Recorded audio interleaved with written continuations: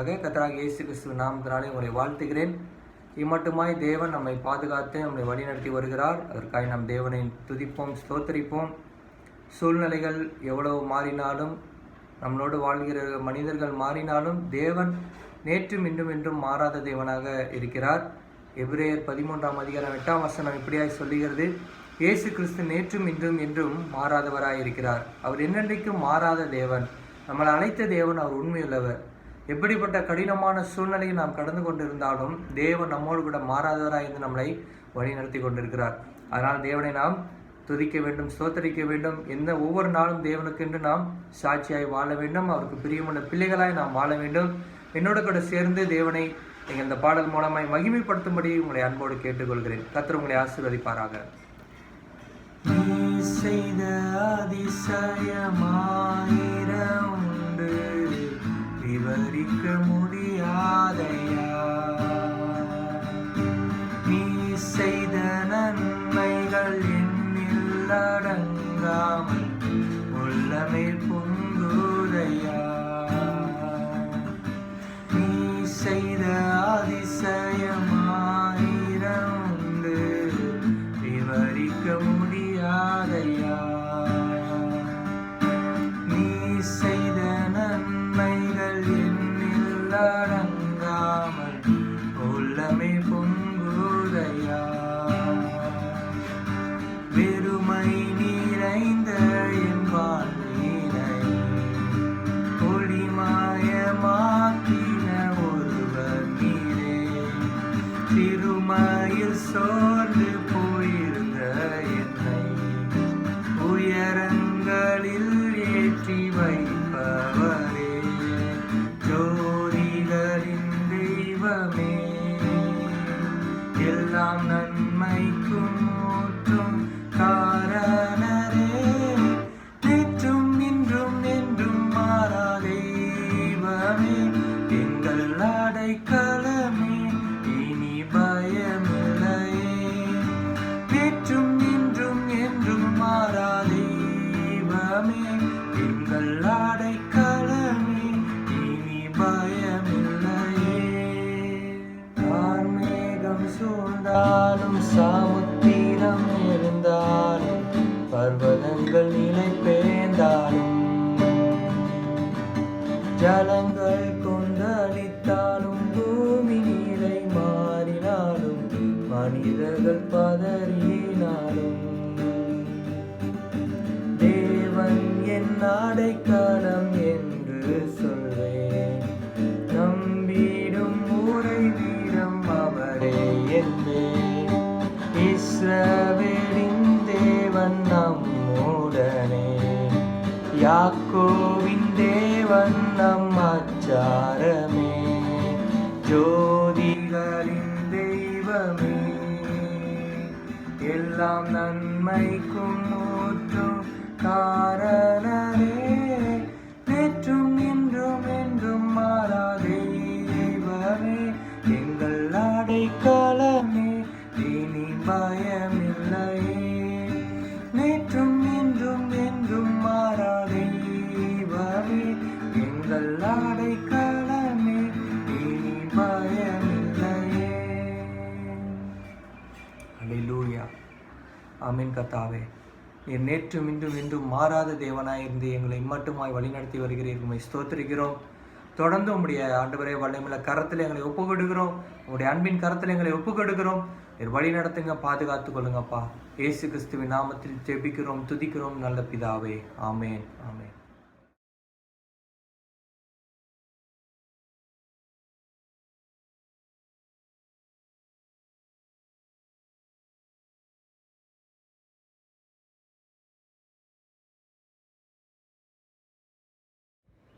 கர்த்தருடைய பரிசுத்த நாமத்துக்கு மகிமை உண்டாதாக. மீண்டும் கர்த்தராகிய இயேசு கிறிஸ்துவின் நாமத்தினாலே உங்களை வாழ்த்துகிறேன். கர்த்தர் தாமே உங்கள் ஒவ்வொருவரையும் ஆசீர்வதிப்பாராக. வருகிற வாரங்களில் நாம் வெளிப்படுத்தின விசேஷத்தில் இருக்கிற 7 சபைகளுக்கு ஆண்டவராகிய இயேசு கிறிஸ்து யோவான் மூலமாய் வெளிப்படுத்தின காரியங்களை நாம் தியானிக்க இருக்கிறோம். முதலாவது இந்த நாட்களிலும் கூட நாம் எபேசு சபையை குறித்து நாம் தியானிக்க இருக்கிறோம். அதற்கு முன்பாக நாம் கண்களை மூடி ஆண்டவரை நோக்கி பார்ப்போம். மகா இருக்கும் கிருபையும் பரிசுத்தம் நிறைந்த நல்ல தகப்பனே, உம்மை துதிக்கிறோம், ஸ்தோத்திரிக்கிறோம். ஆண்டவரே, சத்தியத்தை அறிவீர்கள், சத்தியம் உங்களை விடுதலையாக்கும் என்று சொன்ன தேவன் உடைய வார்த்தையை சத்தியம் அப்பா. ஆண்டவரே, எங்களுக்கு நீங்கள் அப்பா உங்களுடைய வார்த்தை என்கிற மன்னாவை பிட்டு கொடுத்து எங்களை ஆண்டவரை போஷித்து நடத்த முடியாது ஜெபிக்கிறோம். எங்களை ஒப்புக்கொடுக்கிறோம், வழி நடத்துங்க. இயேசு கிறிஸ்துவின் நாமத்தை ஜெபிக்கிறோம் நல்ல பிதாவே, ஆமேன் ஆமேன். யோவான் அவர்கள் பத்ம தீவிலே சிறைப்பட்டு இருக்கும் பொழுது கர்த்தருடைய நாளிலே ஆவிக்குள்ளானார். அப்பொழுது ஆண்டவர் அவருக்கு அநேக காரியங்கள், எதிர்காலத்தில் நடக்கிற காரியங்களை தீர்க்க தரிசனங்கள் மூலமாய் அவருக்கு காண்பித்தார். பிற்பாடு 7 சபைகளுக்கு, ஆசியாவில் உள்ள 7 சபைகளுக்கு கடிதங்கள் எழுதி அனுப்ப சொன்னார். அதில் அந்த சபைகளுக்கு, அந்த சபையினுடைய சூழ்நிலைகளை பொறுத்து ஆண்டவர் என்ன செய்தார், அவர்களுக்கு சில காரியங்கள், பாராட்டுகிற காரியங்கள், அவர்கள் திருத்தி கொள்ள வேண்டிய காரியங்கள், அதனால் கிடைக்கக்கூடிய வாக்குத்தத்தத்தின் காரியங்களை ஆண்டவர் சொல்லி எழுதி கொடுக்க சொன்னார். அப்படியாக யோவான் 7 சபைகளுக்கு கடிதங்களை எழுதி அனுப்பினார். அதில் முதலாவதாக எபேசு சபையை குறித்து நாம் இன்றைக்கு பார்க்க இருக்கிறோம். வெளிப்படுத்தின விசேஷம் 2ஆம் அதிகாரம் முதல் 7 வசனங்களை நாம் வாசிக்க கேட்போம். வெளிப்படுத்தின விசேஷம் 2ஆம் அதிகாரம் முதல் 7 வசனங்கள். எபேசு சபையின் தூதனுக்கு நீ எழுத வேண்டியது என்னவெனில், 7 நட்சத்திரங்களை தம்முடைய வலது கரத்தில் ஏந்தி கொண்டு 7 பொன் குத்து விளக்குகளின் மத்தியில் உலாவிக் கொண்டிருக்கிறவர் சொல்லுகிறதாவது, உன் கிரியைகளையும் உன் பிரயாசத்தையும் உன் பொறுமையையும் நீ பொல்லாதவர்களை சகிக்க கூடாமல் இருக்கிறதையும் அப்போஸ்தலர்கள் அல்லாதவர்கள் தங்களை அப்போஸ்தலர் என்று சொல்லுகிறதை நீ சோதித்து அவர்களை பொய்யர் என்று கண்டறிந்ததையும் நீ சகித்து கொண்டிருக்கிறதையும் பொறுமையாக இருக்கிறதையும் என் நாமத்தின் நிமித்தம் இலைப்படையாமல் பிரயாசப்பட்டதையும் அறிந்திருக்கிறேன். ஆனாலும் நீ ஆதியில் கொண்டிருந்த அன்பை விட்டாய் என்று உன் பேரில் எனக்கு குறை உண்டு. ஆகையால் நீ இன்ன நிலைமையிலிருந்து விழுந்தாய் என்பதை நினைத்து மனம் திரும்பி ஆதியில் செய்த கிரியைகளை செய்வாயாக. இல்லாவிட்டால் நான் சீக்கிரமாய் உன்னிடத்தில் வந்து நீ மனம் திரும்பாத பட்சத்தில் உன் விளக்குத்தண்டை அதனிடத்திலிருந்து நீக்கி விடுவேன். நான் வெறுக்கிற நிக்கோலாய் மதஸ்தரின் கிரியைகளை நீயும் வெறுக்கிறாய், இது உன்னிடத்தில் உண்டு. ஆவியானவர் சபைகளுக்கு சொல்லுகிறதை காதுள்ளவன் கேட்க கடவன். ஜெயங்கொள்கிறன் எவனோ அவனுக்கு தேவனுடைய பரதீசின் மத்தியில் இருக்கிற ஜீவ விருட்சத்தின் கனியை புசிக்க கொடுப்பேன் என்று எழுது. ஆமேன். முதலாவது எபேசு சபைக்கு ஆண்டவர் கொடுத்த வார்த்தைகளை நாம் தியானிக்கிறோம். இந்த சபையில் ஆண்டவர் சொன்ன காரியங்கள், இந்த சபைக்கு ஆண்டவர் வெளிப்படுத்தின காரியங்கள் நம்ம வாழ்க்கையில் வாழ்ந்து கொண்டிருக்க நம்மளுடைய வாழ்க்கையினுடைய காரியங்களை நாம் ஒப்பிட்டு பார்த்து நாம் திருத்தி கொள்ள வேண்டிய காரியங்களை நாம் திருத்தி கொண்டு தேவனுக்கென்று நாம் இன்னும் பரிசுத்தம் உள்ளவர்களாய் வாழ வேண்டும். அதற்காக தான் தொடர்ந்து இந்த 7 சபையினுடைய காரியங்களை நாம் தியானிக்க இருக்கிறோம். சரி, முதலாவது எபேசு சபை. அப்போஸ்தலனாகிய பவுல் அவர்கள் எபேசுவில் அவருடைய மிஷினரி பயணத்தில் இரண்டாவது பயணத்தின் போது இந்த சபையை அங்கே எபேசுவில் ஜனங்களை ஆண்டவரோட நாமத்திற்குள்ளாய் அவர் சுவிசேஷம் அறிவித்து ஜனங்களை தேவனுக்குள்ளாக அவர் கொண்டு வந்தார். ஒரு மிகப்பெரிய ஒரு மாறுதல், எழுப்புதல் எபேசு பட்டணத்தில் உருவானது. எபேசு பட்டணம் அன்றைக்கு ஆசியாவினுடைய நுழைவு வாயில் என்று சொல்லப்பட்டது. இன்றைக்கு நம் இந்திய தேசத்தினுடைய நுழைவு வாயில் எதுன்னு என்று கேட்டால் மும்பை பட்டணத்தை சொல்வார்கள். அதே போல் ஆசியாவினுடைய நுழைவு வாயில் எபேசு பட்டணமாக இருந்தது. ஒரு துறைமுகம், மற்ற இடங்களுக்கு போகிறதுக்கான ஒரு சந்திப்பாக அது காணப்பட்டது. ஒரு ஜங்ஷனாக எபேசு பட்டணம் இருந்தது. அநேக வணிகங்கள் அங்கே நடந்து கொண்டிருந்தது. ஒரு மிகப்பெரிய தியானானுடைய கோயில் அங்கே இருந்தது. அதை வைத்து கொண்டு அநேகர் வியாபாரங்களை செய்து பிழைத்து கொண்டிருந்தார்கள். அநேக அசுத்தமான காரியங்கள் அந்த பட்டணத்தில் நடந்து கொண்டு வந்தது. மிகப்பெரிய ஒரு நூலகம் அங்கே இருந்தது. ஒரு மிகப்பெரிய ஒரு ஸ்டேடியம் அங்கே இருந்தது. ஜனங்கள் அமர்ந்து பார்க்கக்கூடிய ஒரு ஸ்டேடியம் அங்கே இருந்தது. இப்படியாக ஒரு மிகப்பெரிய ஒரு பட்டணமாக இருந்தது. அந்த பட்டணத்தில் பவுல் அவர்கள் சென்று ஆண்டவருடைய நாமத்தை அறிவித்து அங்கே இருக்கிற ஜனங்களை தேவனுக்குள்ளாக கொண்டு வந்தார்கள். ஜனங்கள் ரட்சிக்கப்பட்டார்கள். சபை உருவானது. அதற்கு பிற்பாடு பவுல் அநேக ஊழியங்களை செய்துவிட்டு அவர் ரோமர்களுடைய சிறையில் இருக்கும் பொழுது எபேசியர் என்கிற நிருபத்தை அவர் எழுதினார்.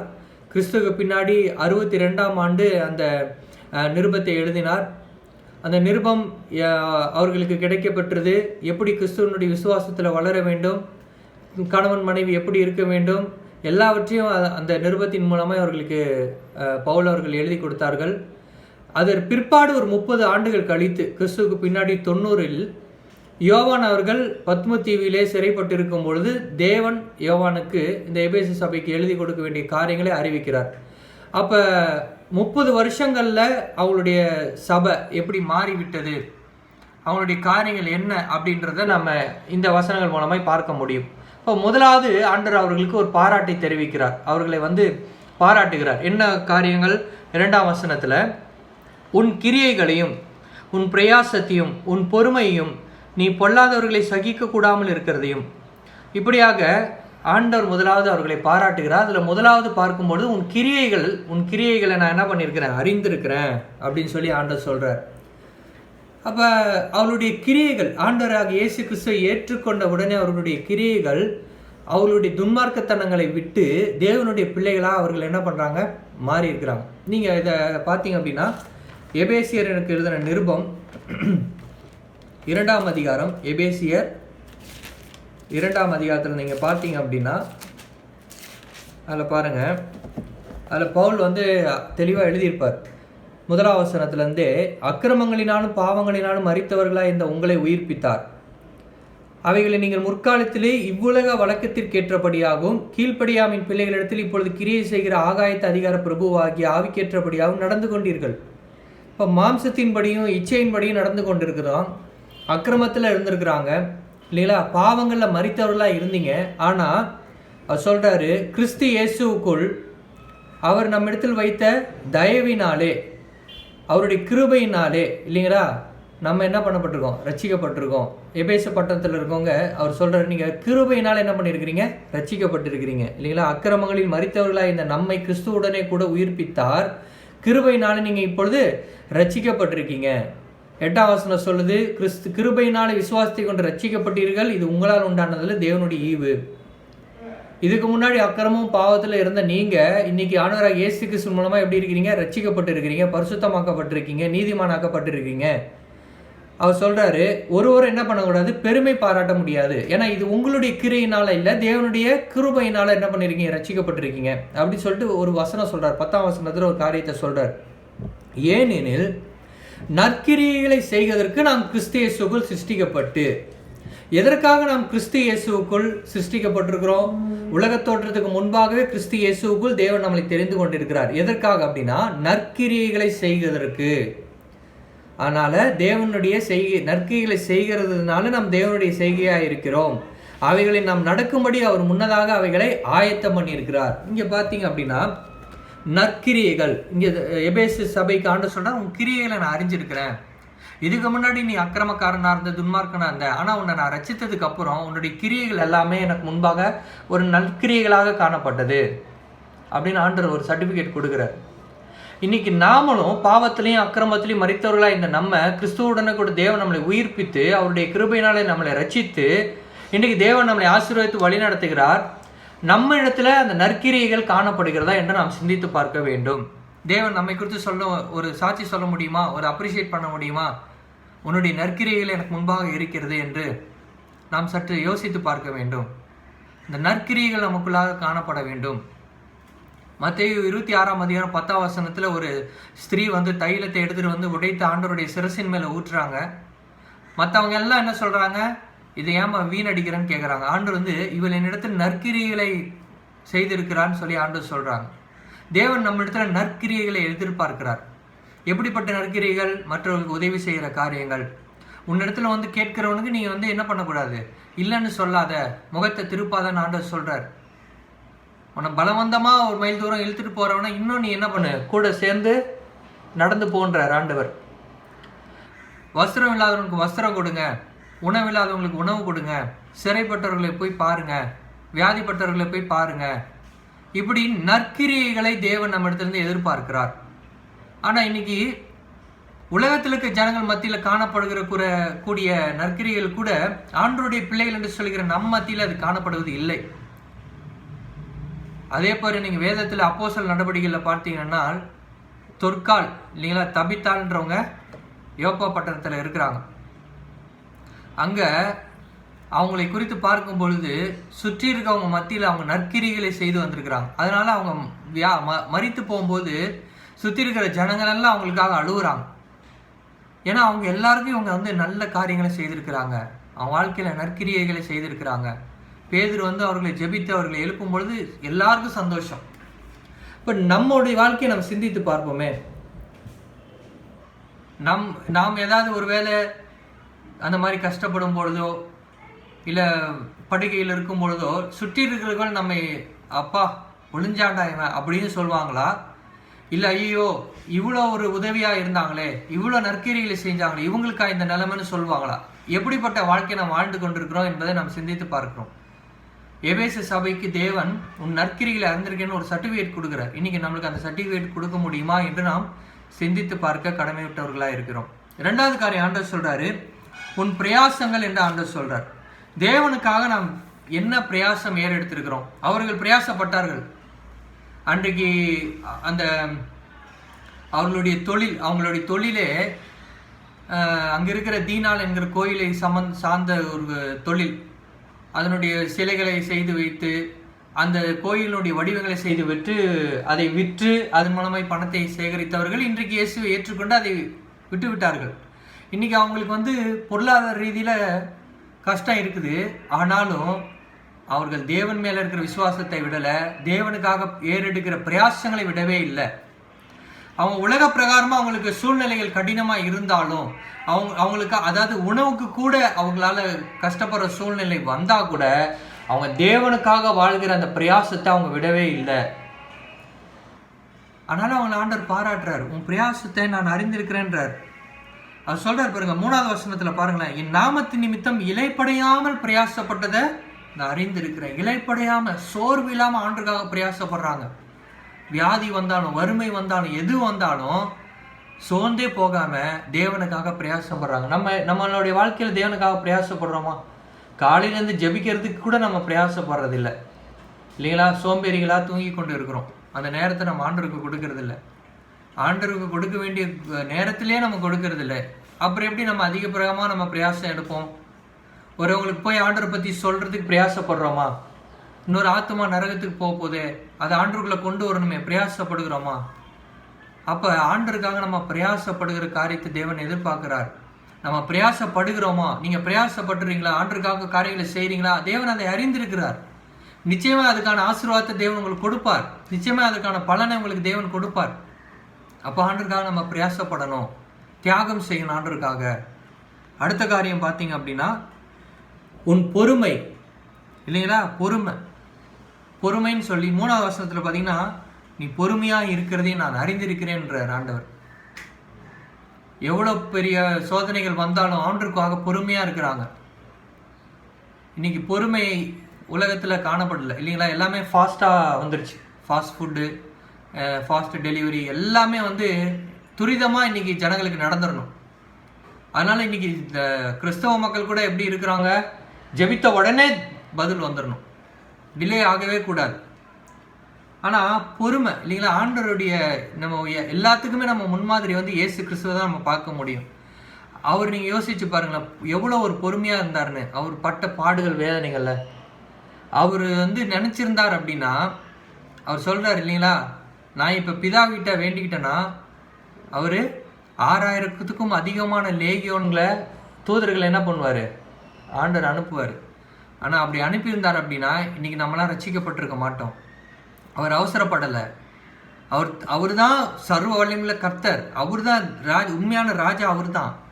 ஆனால் நீங்கள் ராஜாவான்னு கேள்வி கேட்குறாங்க. அவர் நினச்சிருந்தாருன்னா அந்த பொறுமையெல்லாம் விட்டுட்டு அவர் வெளிப்படுத்தியிருந்தாருன்னா அந்த பூமியே தாங்கி இருக்காது. ஆனால் நமக்காக யாவற்றையும் பொறுமையாக தேவன் சகித்தார். அந்த பொறுமையை தேவன் நம்ம இடத்துல எதிர்பார்க்கிறார். அந்த எபேசு சபையில் இருக்கிற ஜனங்கள் பொறுமையாக இருந்தாங்க. இன்னைக்கு நமக்குள்ளாக அந்த பொறுமை காணப்படுகிறதா என்று நாம் சிந்தித்து பார்க்க வேண்டும்.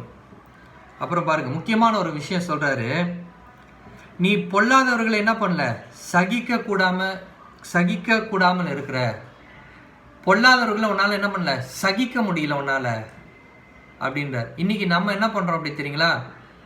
சில ஆண்டவருடைய காரியங்களுக்கு விரோதமாய் செய்கிறவர்கள சகித்து கொண்டு இருக்கிறோம். காரணம் என்ன அப்படின்னா, இன்னைக்கு சபைகளில் பார்த்தீங்க அப்படின்னா, இந்த தவறு நம்ம எடுத்து சொல்லிட்டா இந்த ஆத்மா சபையை விட்டு போயிடுச்சுன்னா என்ன பண்றது? அவங்க கொடுக்குற காணிக்க வராதே இல்லைங்களா? அப்புறம் ஒரு சில பேர் என்ன செய்யறாங்க? ஆண்டவரை விட ஊழியக்காரர்களை அதிகமாக மேன்மைப்படுத்தி கனப்படுத்தி பேசுவாங்க. ஊழியக்காரர்களை கனப்படுத்தணும், மகிமைப்படுத்தணும். ஆனால் அவங்களை கடவுள் ஸ்தானத்தில் கொண்டு போய் இன்னைக்கு நிறைய பேர் நிறுத்திடுறாங்க இல்லைங்களா? சில பேர் இதுக்குன்னே சில பேரை பார்த்தீங்க அப்படின்னா, ஐயோ பாஸ்டர் இன்னைக்கு உங்கள் செய்தி அப்படி இருந்தது பாஸ்டர், இல்லை இன்னைக்கு நீங்கள் ஜெர்மனம் தானே பாஸ்டர் இப்படி நடந்தது, நீங்கள் இது செஞ்சீங்க அப்படி நடந்தது. அங்கே ஆண்டருக்கு ஒரு மகிமையும் போல, எல்லாம் அந்த ஒரு மனிதருக்கு தான் போய் கொண்டு இருக்குது. அந்த மனிதன் மூலமாக யார் கிரியை செய்கிறார்? ஆண்டவர் தான் கிரியை செய்கிறார். கர்த்தர் இல்லாமல் எந்த ஊழியக்காரங்களும் கிடையாது. அதான் அடிக்கடி ஒரு காரியத்தை நினச்சி பார்க்கணும். அந்த கழுதை இயேசுவை சுமக்குது இல்லைங்களா? வழியில் எல்லாரும் வஸ்திரங்களை கலர் கலரான வஸ்திரங்களை விரிக்கிறாங்க, குருத்தோலைகளை பிடிக்கிறாங்க. அந்த கழுதை என்ன நினைக்கக்கூடாது, விரிக்கிறதெல்லாம் எனக்குன்னு நினைக்கக்கூடாது. ஏன்னா என் மேலே யாரை சுமக்கிறேன்? ஒரு தெய்வத்தை சுமக்கிறேன், இரட்சகரை சுமக்கிறேன். அவருக்கு தான் ஜனங்க வரவேற்பு கொடுக்குறாங்க. அவர் சுமக்கிறதுனால நானும் அந்த வஸ்திரத்தின் மேலே என்ன பண்ணுறேன்? நடந்து போகிறேன், அவ்வளோதான். யோவான் ஸ்நானன் சொன்ன போல, நான் சிறுகணும் நீர் பெருகணும், அவர் பெருகணும். ஊழியக்காரங்கள்லாம் தேவனால் பயன்படுத்தக்கூடிய ஒரு பாத்திரம். அவர்கள் மூலமாக யார் மகிமைப்படணும்? தேவன் தான் மகிமைப்படும். ஆனால் இன்னைக்கு ஊழியக்காரர்களை கடவுள் ஸ்தானத்தில் ஜனங்க கொண்டு போய் நிறுத்திட்டாங்க இல்லைங்களா? காரணம் என்ன? அவங்களுக்கு இவங்க தேவை, இவங்களுக்கு அவங்க தேவைன்ற மாதிரி நிலைமை சூழ்நிலை ஆயிடுச்சு. அவங்களுடைய கண்டிதங்கள் தப்பிதங்களை விசுவாசிகள் செய்கிற, சபையுடைய உறுப்பினர்கள் செய்கிற காரியங்களை இவங்க கண்டிக்கிறது இல்லை. ஊழியக்காரர்கள் தவறு செய்தால் கூட சபையில் இருக்கவங்க போய் அவங்ககிட்ட சொல்கிறது இல்லை. இன்னைக்கு எல்லாமே சகித்து இல்லை, எல்லாம் அட்ஜஸ்ட்மெண்ட்டில் போயிடுச்சு, காம்ப்ரமைஸ் ஆகிட்டாங்க. பிசாசு இப்படி காம்ப்ரமைஸ் பண்ணிடுவோம். இது தப்பு இல்லை, அது தப்பு இல்லை, இது பண்ணலாம், அதை செய்யலாம். ஆனால் எபேசு சபையில் இருக்கிறவங்க அப்படி இல்லை. பொல்லாதவர்களை அவங்களால சகிக்கவே முடியலையாம். பொல்லாதவர்களை அவங்களுக்கு கிட்டவே சேர்க்கலை. சபையில் பொல்லாதவங்க இருந்தாலும் அவங்கள கண்டித்து எச்சரித்தாங்க. இன்றைக்கி யாரும் அந்த மாதிரி கண்டிக்கிறது இல்லை, எச்சரிக்கிறதும் இல்லை இல்லைங்களா? சபைக்கு எத்தனையோ பேர் குடிச்சு கொண்டு வராங்க, அவங்கள கண்டிக்கிறது இல்லை, எச்சரிக்கிறது இல்லை. எத்தனையோ பேர் திருமண வாழ்க்கையில் அந்த இதில் ஒரு ஒழுங்கற்று காணப்படுகிறாங்க. யாருக்கோ ஒரு தொடர்பு வைத்து கொண்டு இருக்கிறாங்க, அவங்களாம் சபைக்கு வராங்க, அவங்கள கண்டிக்கிறது இல்லை. கண்டித்து சீர்படுத்தி அவர்களை கர்த்தருக்குள்ள வழிநடத்த வேண்டிய பொறுப்பு சபைகளுக்கு இருக்கு. ஆனால் அது செய்யறது இல்லை. ஏன்னா அது சொல்லி வராமல் போயிட்டா அவங்களால வரக்கூடிய லாபம் வராது. இப்படிப்பட்ட கடைசி காலத்தில் இப்படிப்பட்ட காரியங்களாக சபை காணப்படுகிறது. இதெல்லாம் நாம் திருத்தி கொள்ள வேண்டும். பொல்லாதவர்களை சகிக்க கூடாம அவர்களை குறித்து நாம் கண்டிக்க வேண்டும், நாம் சொல்ல வேண்டும். இதெல்லாம் மீறி இன்னைக்கு தேசத்துல அநேக கள்ள உபதேசங்கள், கள்ள தீர்க்கதரிசிகள் பெருகிட்டாங்க இல்லைங்களா? நீங்க சாகவே மாட்டேன்னு சொல்ற அளவுக்கு பெருகிட்டாங்க. அதெல்லாம் கூட கண்டிக்கிறதுக்கு ஆள் இல்லை, அதெல்லாம் கூட சொல்லக்கூடாதுன்றாங்க. நீங்க ஏங்க மற்றவங்களை நியாயம் தீர்க்கின்றீங்க? கிடையாது. விசுவாசத்துக்கு நீங்க எதிர்த்து, விசுவாசத்திற்காக நீங்க பொல்லாதவர்களை நீங்க எதிர்த்து நிற்க தான் செய்ய நீங்க சொல்லணும். அப்போதான் எது உண்மை எது பொய்ன்றது ஜனங்களுக்கு தெரியும். அப்போ பொல்லாதவர்களை குறித்து என்ன பண்ணணும்? அவங்களோட கூட சேர்ந்துக்கிட்டு காம்ப்ரமைஸில் ஒரு சமரசமாக போகக்கூடாது. நாம் கண்டித்து அவர்களை உணர்த்த வேண்டும். அடுத்த காரியம் சொல்றாரு, அப்போஸ்தலர் அல்லாதவர்கள் தங்களை அப்போஸ்தலர்கள் என்று சொல்லுகிறார்த நீ சோதித்து அவர்களை பொய்யர் என்று கண்டிருக்கிற. பாருங்க, எபேசு சபையில் இருந்தவங்க எப்படி ஒரு என்ன சொல்றது, ஒரு என்ன இந்த பெரிய பட்டணத்தார் போல எப்படி நற்குணசாலிகளாக இருந்தாங்களா, அந்த மாதிரி இவங்க எவ்வளோ தெளிவாக இருக்காங்க பாருங்க. அப்போஸ்தலர்னு சொல்லிட்டு வராங்க, ஆனால் இவங்க அப்போஸ்தலர் அல்ல அப்படின்றத இவங்க சோதித்து கண்டுபிடிக்கிற அளவுக்கு இவங்க வேதத்தில் இவங்க அதிகமாக வாஞ்சியாக இருந்திருக்கிறாங்க. ஏன்னா அப்போஸ்தலர்னு சொல்லிட்டு வராங்க, ஊழியக்காரங்கன்னு சொல்கிறாங்க, கர்த்தருடைய பிள்ளைகள்னு சொல்கிறாங்க. எப்படி கண்டுபிடிக்கிறது? இவங்க சொல்கிற உபதேசங்கள் சரியா தவறா என்று எப்படி கண்டுபிடிக்கிறது? வேதத்தை தியானித்தாதான் இதில் சொல்லப்பட்டிருக்கின்படி இவங்களுடைய வாழ்க்கை இருக்கா, இதில் சொல்லப்பட்டிருக்கப்படி இவங்களுடைய உபதேசம் இருக்குதா, அப்போதான் நம்ம சோதித்து கண்டுபிடிக்க முடியும். ஆண்டவர் சொல்றாருல, கனிகளினாலே அவர்களை அறிவீர்கள்னு. பவுல் தீமோத்தேயுக்கு எழுதின நிருபத்தில் கண்காணியானவன் எப்படி இருக்கணும்னு சொல்லி எழுதியிருக்கிறார் இல்லைங்களா? இன்னைக்கு ஆண்டவர் அழைக்காமலே எத்தனையோ பேர் ஆண்டவர் ஊழியக்காரங்களாக மாறிட்டாங்க ஆங்காங்கே சபைகளை ஏற்படுத்திட்டாங்க இல்லைங்களா? அப்போ யார் உண்மை யார் பொய் அப்படின்ற நிலைமை தெரியாமல் இன்னைக்கு கடைசி காலத்தில் எது சத்தியம் இல்லாத காரியம் என்று தெரியாதபடிக்கு ஜனங்கள் இருக்கிறாங்க. அப்போ அதை அறிந்து கொள்ள வேண்டும். அதை நம்ம சோதிக்கணும் அப்படின்னா நமக்கு வேத வார்த்தை அவசியம். இதை நம்ம படித்து நாம் அறிந்திருந்தா மாத்திரம்தான் இவங்க சொல்ற காரியம் வேதத்தோட ஒத்து இருக்குதா, இது நல்ல காரியமா என்பதை நாம் புரிந்து கொள்ள முடியும். சும்மா எல்லாரையுமே என்ன பண்ண முடியாது, நம்ப முடியாது. இன்னைக்கு அறிவியல் சார்ந்த தொழில்நுட்பம் அதிகமாக வளர்ந்ததுனால இந்த மாதிரி யூடியூப் மூலமாக டிவிகள் மூலமாக நிறைய பேர் ஆண்டவருடைய வசனத்தை சொல்கிறாங்க. ஆனால் இதில் எது உண்மை எது பொய் என்பதை நாம் கண்டறிய வேண்டியது நம்மளுடைய கடமை. நம்ம சோதித்து அதை நாம் அறிந்து கொள்ள வேண்டும். பொய்யான ஆட்களை நம்ம சபையில் அனுமதிக்க முடியாது. சத்தியம் நமக்கு தெரியணும். அநேக சபைகளில் யாரோ வந்துடுறாங்க, செய்தி கொடுக்குறாங்க, யாருன்னே தெரியாத புதிய ஆட்களை மேடையில் ஏற்றிடுறாங்க, அவங்களுடைய காரியங்கள் எல்லாவற்றையும் சொல்லிவிட்டு ஜனங்களை ஒரு சாபத்துக்கு நேராக வழி நடத்தி கொண்டிருக்கிறாங்க. இங்கே பாருங்க, பொல்லாத காரியர்கள், பொல்லாதவர்கள், பொய்யான ஊழியக்காரர்கள், மாய்மாலக்காரர்கள் ஊழியத்தை சரியா செய்யாதபடிக்கு பின் நாட்களில், இந்த கடைசி நாட்களில் பிசாசினுடைய வஞ்சகத்தில் விழுந்து பணத்தாசையினாலும் பொருளாசையினாலும் பின்வாங்கி போனவர்கள் எத்தனையோ பேர் இருக்கிறாங்க. நான் இதில் நீங்கள் தொடர்ந்து பாசிங்க அப்படின்னா ஆண்டவர் சொல்கிறாரு, நீங்கள் 6ஆம் வசனத்தில் பார்த்தீங்கன்னா, நான் வெறுக்கிற நிக்கோலாய் மதஸ்தரின் கிரியைகளை நீயும் வெறுக்கிறாய்ன்றார். யார் இந்த நிக்கோலஸ்? அப்போஸ்தலர் நடவடிக்கையில் பந்தி விசாரிப்புக்கு ஒரு பிரச்சனை வருது இல்லைங்களா? அப்போ அப்போஸ்தலர்கள் அவங்க சொல்கிறாங்க, நாங்கள் இந்த வேலையை நாங்கள் செய்யலை, நாங்கள் உபதேசிக்கிறதுலையும் நாங்கள் ஜெபத்திலையும் நாங்கள் சுவிசேஷம் சொல்கிறது தான் நாங்கள் இருக்கிறோம். இதுக்குன்னு நீங்கள் பரிசுத்த ஆவியினுடைய அபிஷேகத்தை பெற்றவங்க விசுவாசத்தில் இருக்கிறவங்கள 7 பேரை நியமிங்கன்றாங்க. அந்த 7 பேரில் ஒரு ஆள் தான் யார் தெரியுங்களா? இந்த நிக்கோலஸ்.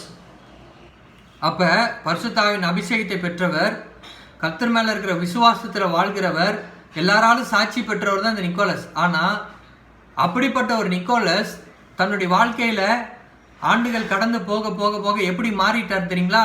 ஆண்டவர் இப்படி சொல்கிற மாதிரி மாறிட்டார். நிக்கோலாசனுடைய கிரியைகளை நான் வெறுக்கிறத போல நீயும் வெறுக்கிறன்றார். நல்ல ஒரு ஊழியமாக ஆரம்பித்தவர் நிக்கோலஸு, ஆனால் அவருடைய முடிவு கடைசியாக பார்த்தீங்கன்னா ஆண்டவர் வெறுக்கிற ஊழியமாய் மாறிவிட்டது. இன்னைக்கு அநேகர் இப்படி தான் காணப்படுகிறாங்க. அப்போ இவர்களை நீங்கள் கண்டு கொள்ளணும். எபேசு சபை கண்டு கொண்டுச்சு, நீ உண்மையான ஊழியக்காரனா இல்லையான் என்பதை எபேசு சபை கண்டு கொண்டது. சில பேர் இன்னைக்கு ஆண்டோடைய பிள்ளைகள்னு சொல்லி அவங்களை அறிமுகப்படுத்தி கொண்டு வருவாங்க, உங்கள் குடும்பத்தில் இணைவாங்க. கடைசியாக உங்களே அவங்க என்ன பண்ணிடுவாங்க, ஆண்டவர் விட்டு வழி விலகி போக செய்கிற பாவமான காரியங்களை வேலை செஞ்சிருவாங்க. பிலியாம் எப்படி வஞ்சித்து ஜனங்களை போக்கினானோ அதே போல் உங்களையும் வழி விலக செய்திருவாங்க. அதனால் இன்ன ஆவியுடையவர்கள் இவர்கள் என்பதை நீங்கள் அறிந்து கொள்ளணும். பகுத்தறிகிற வரத்தை நீங்கள் என்ன பண்ண ஆண்டவர்கிட்ட ஜெபம் பண்ணி கேட்கணும். இந்த ஆவிகளை பகுத்தறிகிறது. சும்மா எல்லாரும் என்ன பண்ண முடியாது, நம்ம நம்ப முடியாது. தோமா அவர்களை குறித்து நம்ம சொல்வோம். ஆண்டவராகிய இயேசு கிறிஸ்து உயிர்த்தெழுந்ததுக்கு அப்புறம் சீஷர்களுக்கு தன்னை காண்பிக்கும் பொழுது முதல் தடவை தோமா இருக்க மாட்டார். 2வது தடவை தோமா இருக்கும் பொழுது ஆண்டவர் வருவார். அப்போ நான் முதல் தடவை இல்லாத போது அவர் சொல்வார், நான் தொட்டு பார்த்தாதான் நான் நம்புவேன்வார். 2வது தடவை ஆண்டவர் வரும்போது ஆண்டவர் சொல்வார், நீ என்னுடைய விழாவில் கையை விட்டு பாரு அப்படின்னும் போது என் தேவனே என் ஆண்டவரேன்வார். அப்போ அவிவிசுவாசம் அப்படின்னு சொல்லி நம்ம சொல்கிறோம், அவர் விசுவாசிக்கலை அப்படின்னு சொல்லி சொல்கிறோம். ஆனால் அதில் இன்னொரு விஷயமும் இருக்குது பிரியமானவர்களே. அவர் எக்ஸாமின் பண்ணி பார்க்குறார், அவர் சோதித்து பார்க்குறார். உண்மையாலுமே வந்திருக்கிறது என் மீட்பராகிய கர்த்தர் தானா? ஏன்னா வசனம் சொல்றது போல பிசாசு என்ன பண்ணுவானா, ஒளியின் தூதனுடைய வேஷத்தை தரித்து கொண்டு வருவானா.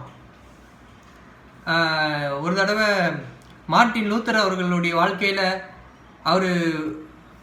அவருடைய அறையில் அவருடைய வேதத்து காரியங்களை எழுதி கொண்டிருக்கும் பொழுது அவருக்கு எதிர்த்தாப்புல இயேசுவை போல ஒரு காட்சி தோன்றினதான். ஆண்டவர் தான் நிற்கிறாரோ அப்படின்னு சொல்லி பார்த்துருக்கிறார். அவருடைய அந்த தோன்றின காட்சியில் கையில் அந்த ஆணி பாய்ந்த தழும்புகள்லாம் இருந்திருக்கு. ஆனால் அப்படியே அவரை பார்க்கும்பொழுது அவர் காலில் பார்த்தா கொலுசு மாதிரி ஏதோ ஒன்று காலில் மாட்டின்னு இருக்கிறான்.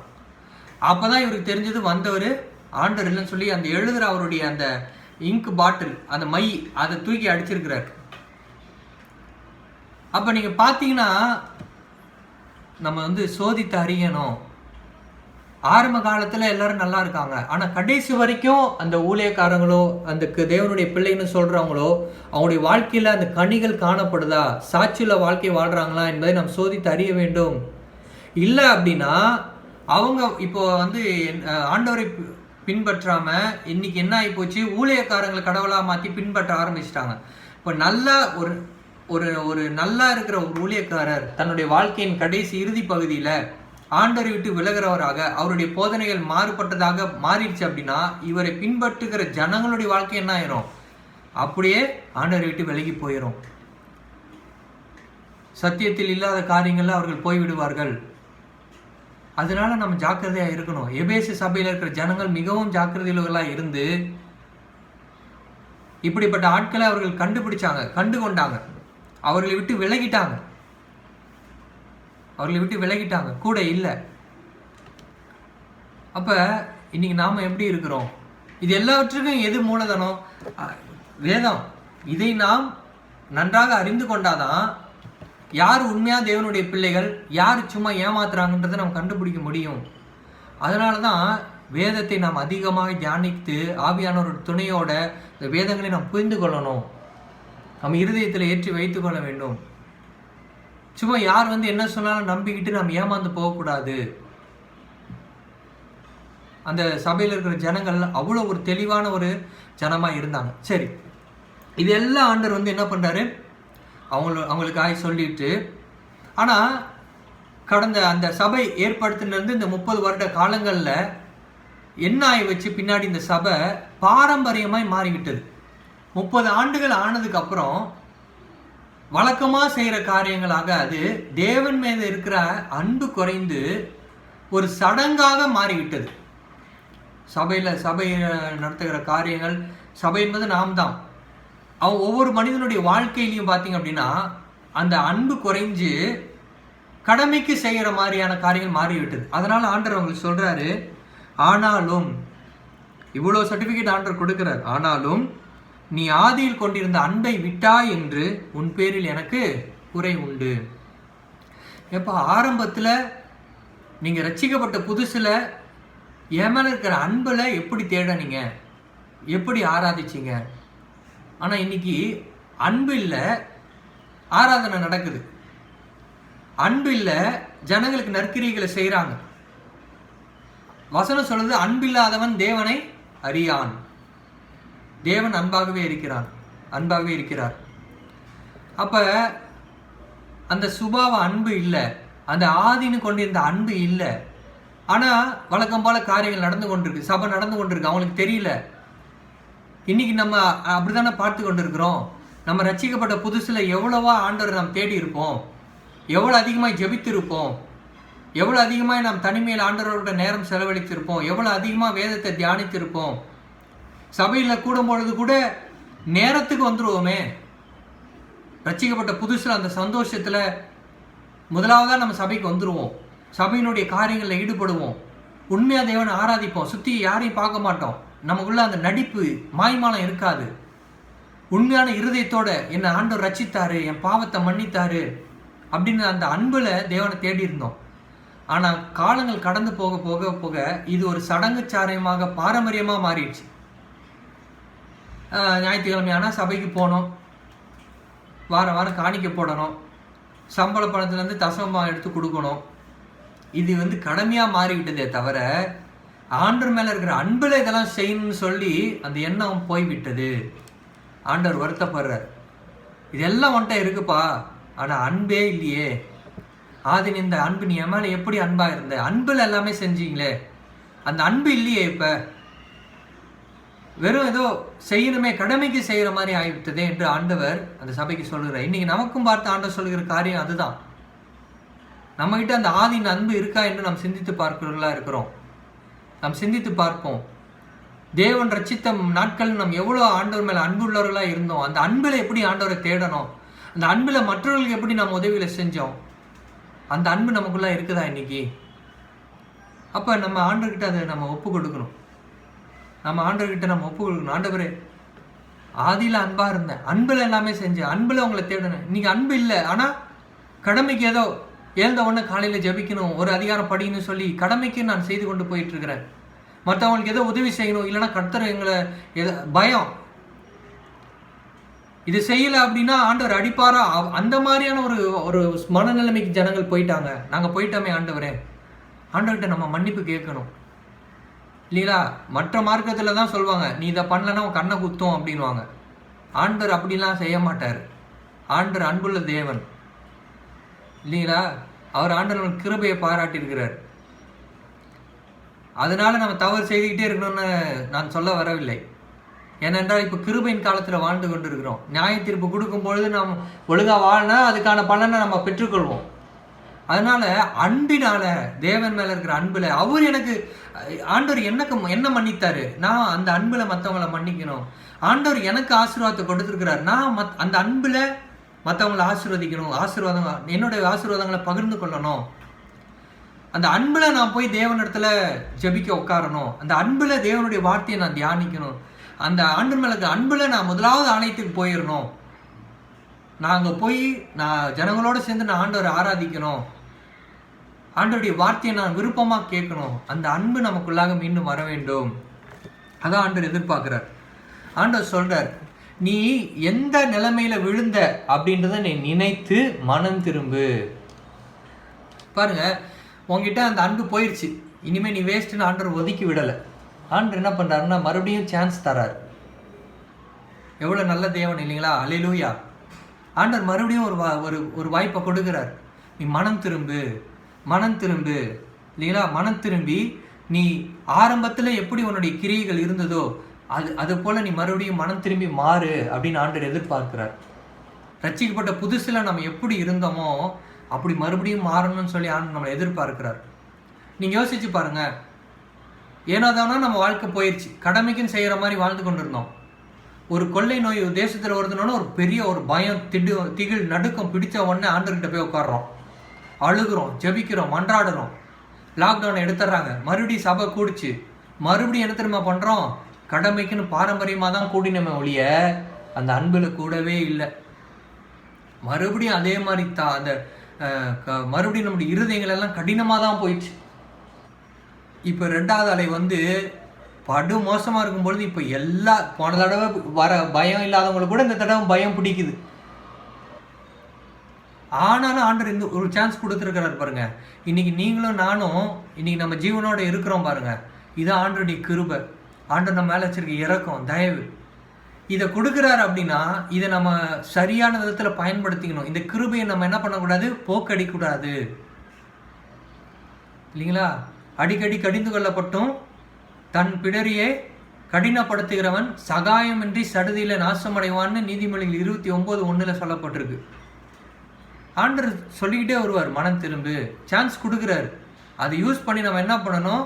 ஆண்டர்கிட்ட மன்னிப்பு கேட்டு மனம் திரும்பிடணும், ஆண்டர்கிட்ட ஒப்பு கொடுத்துடணும், ஆண்டர் சித்தத்துக்கு ஒப்பு கொடுத்துடணும்.